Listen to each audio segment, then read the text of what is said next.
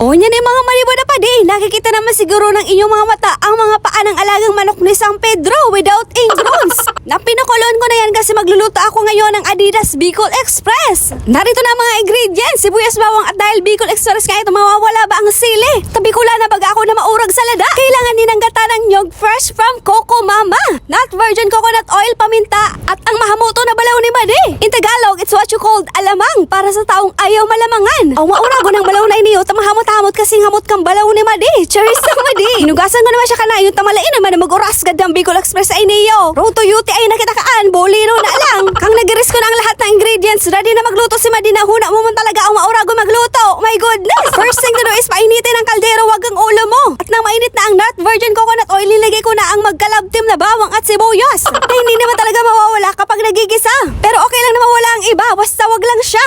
Ay, sus naman kadurata mo, Madi. Hinala ko na ito para hindi siya masunog. Syempre, of course, niligay ko na ang mahamot na balaw ni Madi na fresh na fresh. Aw, ginisa ko na mabagyang kaiba sa bawang puna sibuyas sa kaipuhan maluto ining maray tabaka o. Ano na mga nagdarapo na masamang elemento sa balaw na iniyo, matigbak lamang. Taday man kita ka-inisyo kung ano-ano ba nagdadarapo sa balaw na inede. Kang naluto na sa balaw nila ko naman sulada. Hindi naman ito matatawag na Bicol Express kung warang lada. Hinalo ko na din ito with a collaboration of balaw that promotes world peace.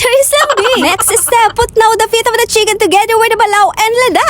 Aw, nahiling mo mang gayud na pinakalakagaan ko na yan. Para mas madaling maluto takong dayo, banggi na lamang day ko pa na papalumoy, bulis gitin niya. You have to blend 45 all the ingredients para mag-collaborate na sindaga boss. Aw, bot mo taming maaraman mga madibod na padi na diit man sana iniyo niluto ko tako man sana ang masiba. Ako nagtaram ka baga o, sino ba'y takan ako ta? Cheers sambi.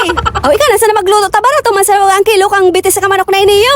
At syempre, niligay ko na dyan ang gata that promotes gender inequality. Cheers sambi. Lubos ko na magatabi dyan mga madibod na padi sugat ta. Bahala nang mag-irigit kita ka iniyo. Bolinaw na lang. Aw, arang kumataram ka dyan, mas maray sa pinakudgod na nyug. Ta fresh talaga pero dahil man nga na ako nakakuata. Tinarulukad na baga sa mga nyugdig diyo. Less hassle naman ba kaya iniyo nasa pakbako, nasa pok na gata. Nilagyan ko na rin ng maminta para pampalasa. Maray Yusip tagaro baga o nagkapuruhos ko na baga nasobrahan naman. Bulis ni apo niya. Binukag ko na may halong pagpadapa pagkamot para mas lala pang sumarap ako. Cheers sambi.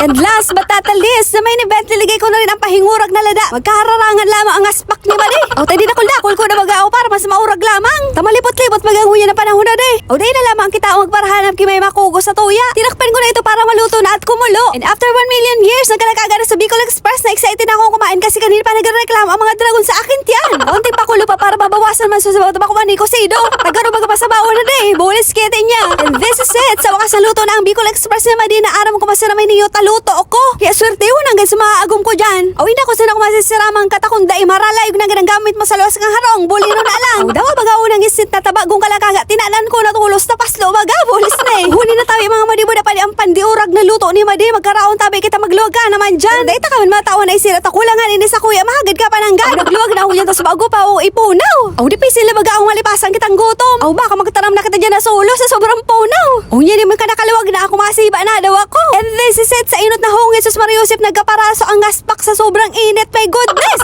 Pero daw anong init baga o sa sobrang gutom ko. Di ko na baga pigmarate. Bulinaw na lang. Pero maurag mo palang gibunin niyo sa bitis kang manok. Akong sawa ka na sa iya. Bayain na doon pagparatsaga kakaan. Ay sala.